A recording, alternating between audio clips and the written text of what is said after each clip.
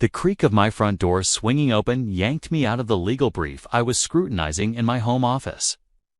I froze mid-annotation, listening intently. Footsteps echoed across the tile, accompanied by a woman's voice muttering something about blatant violations of Section 12.3. I hadn't scheduled anyone to visit today, and my housekeeper wasn't due until Thursday. Setting my pen down, I moved quietly to the top of the stairs. Below me stood a woman in her mid-50s. A tight burgundy blazer stretched across her shoulders. She was clutching a clipboard like it was a weapon.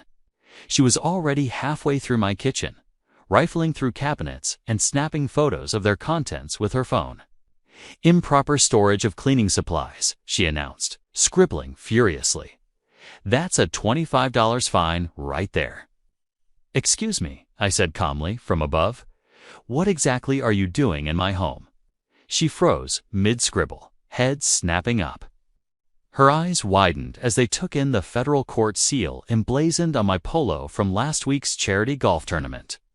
The clipboard shook slightly in her manicured grip. I'd moved to Willow Creek Estates only 3 months prior, seeking a refuge from the chaos of downtown and the never-ending parade of high-profile cases that had defined the last decade of my life. After 20 years on the federal bench, I craved quiet streets and anonymity. I wanted neighbors who didn't know me from headlines. The modest colonial at the end of Maplewood Court seemed perfect. It was tucked behind mature oaks with just enough yard to meet the HOA's requirements. Requirements I'd barely glanced at during closing. My neighbors seemed pleasant enough during brief walks, though several had warned me about the HOA president. "Watch out for Nancy Montgomery," my next-door neighbor Gary had said while meticulously trimming his hedges. "We call her Karen around here, just never to her face. She's been running the Willow Creek Estates HOA like her personal kingdom for 5 years. I nodded politely, thinking I could handle the usual suburban politics. After all, I had presided over racketeering trials and constitutional cases. Surely an HOA would be simpler. The first notice arrived 2 weeks after I moved in. A crisp white envelope slipped under my door, claiming my mailbox exceeded the maximum height specified in subsection 8.4.2 of the community guidelines. I measured it myself, and it was perfectly within regulation. When I called the HOA, Nancy's syrupy voice dismissed it as a clerical error, but suggested I might replace it just in case. The second notice appeared a week later, stating my recycling bins had been left in view too long, violating visual harmony rules. This baffled me. I kept them in the garage except on collection day. The third notice cited me for excessive dandelions in the backyard, even though I had just had professional landscaping done. Each time I responded with polite, firm letters explaining why the violations were baseless. Nancy's tactics only escalated. She began photographing my property from the sidewalk at odd hours. I caught glimpses of her burgundy blazer disappearing behind trees when I peered outside. Mass emails followed, warning the neighborhood of declining property values. She blamed residents who didn't respect community standards. Then came the intrusions, subtle, almost imperceptible at first. A stack of mails slightly shifted, cabinets I remembered closing left ajar, the garage door opener inexplicably on the kitchen counter. I initially chalked it up to absent-mindedness, stress from the move, or long court hours. But the night I found my back door unlocked, I knew something was amiss. Installing security cameras took a single day. I opted for a professional system with motion sensors. It had night vision and cloud backups. Then I waited, and it didn't take long. Footage from the following Tuesday revealed everything. At 2:17 p.m., Nancy Montgomery approached my front door, glanced around nervously, then withdrew a key from her pocket. She let herself in as though she owned the place. That key, I later discovered through discreet inquiries, came from the emergency lockbox required for first responders. HOA presidents had access for community safety. She spent 43 minutes inside my home. She was photographing everything from my refrigerator's contents to the books on my shelves. muttering about violations and fines. I could have confronted her immediately, but decades on the bench taught me patience. I wanted her to reveal her own folly, so I stayed quiet. I continued recording and waited for the right moment. That moment arrived on a Thursday afternoon. I worked from home deliberately, my car tucked out of sight in the garage. Nancy arrived at 2:35 p.m., perfectly on schedule. I listened as she wandered the first floor. Her voice carried upward. "Improper shelf spacing in the pantry," she announced. "Non-approved water softener brand. And look at this store brand pasta. Definitely lowers the neighborhood standards." That's when I made my grand entrance. "Nancy Montgomery," I said calmly. I descended the stairs deliberately. "You're trespassing in my home." She spun around, clipboard pressed tightly against her chest. "I have every right to conduct HOA inspections. It's in the bylaws," she shot back. "The bylaws do allow for exterior property inspections." "They allow it with 24-hour notice," I replied, reaching the bottom step. "They do not, however, permit breaking and entering into private residences. That's covered under State Criminal Code, Section 423.1. Her face flushed crimson, clashing sharply with her blazer. "I didn't break anything. I have a key." "A key from an emergency lockbox you've misappropriated for personal use," I countered. "That's theft of services at minimum and possibly fraud." I pulled out my phone, displaying the clear security footage for her to see.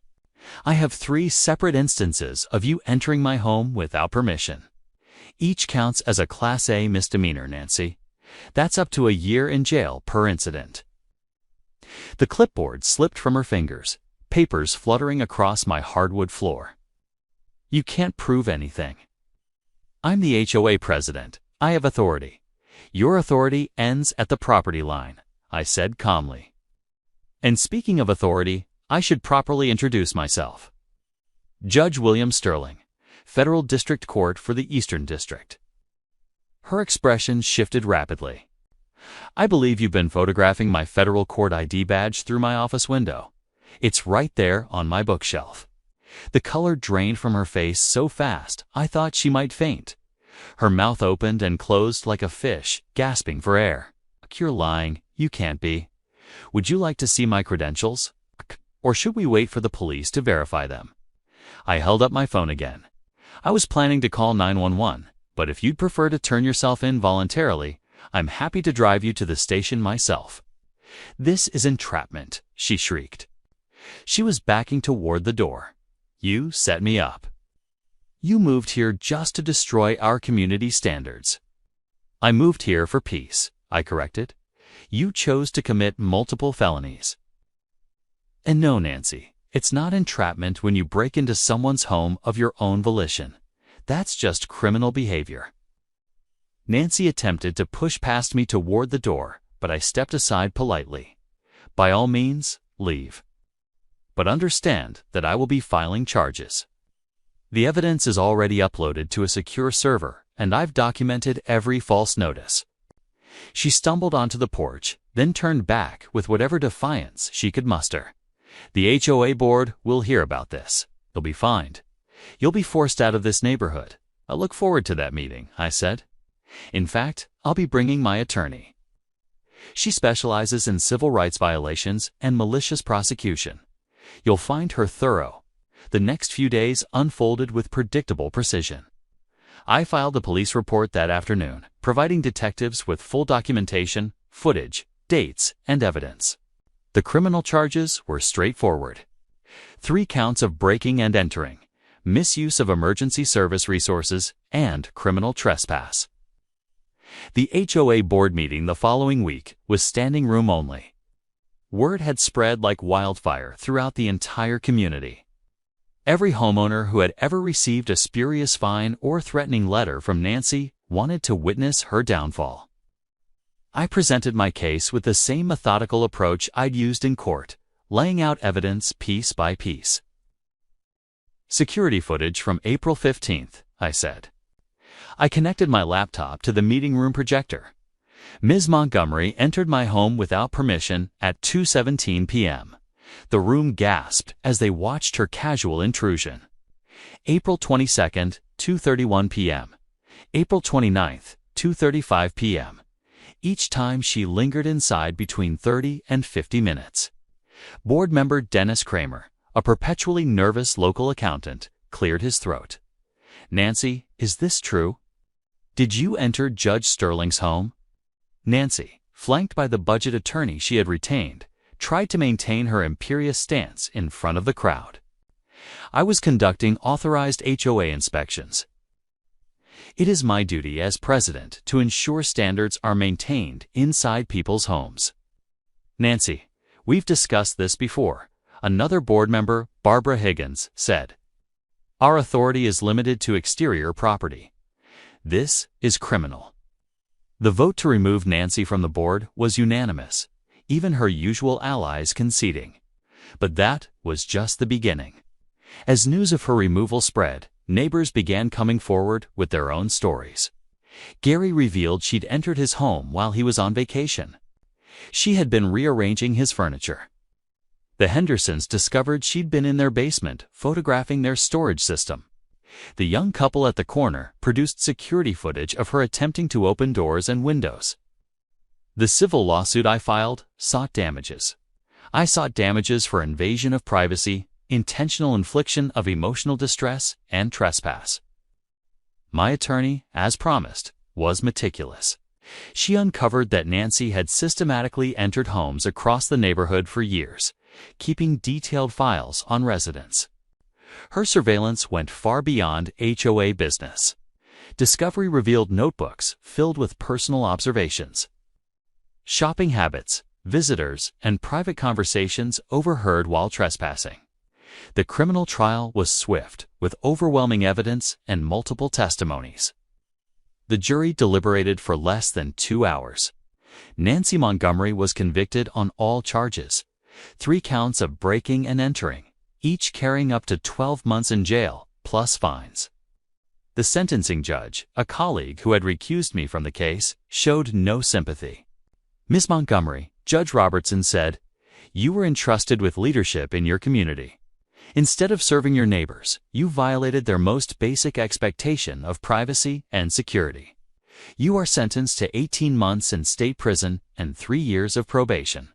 You are also ordered to pay restitution totaling $87,000 to all victims." Nancy's shriek echoed through the courtroom as bailiffs approached. This isn't fair. I was protecting property values. I was maintaining standards. Her designer heels clicked frantically against the floor as they led her away, still protesting her accountability.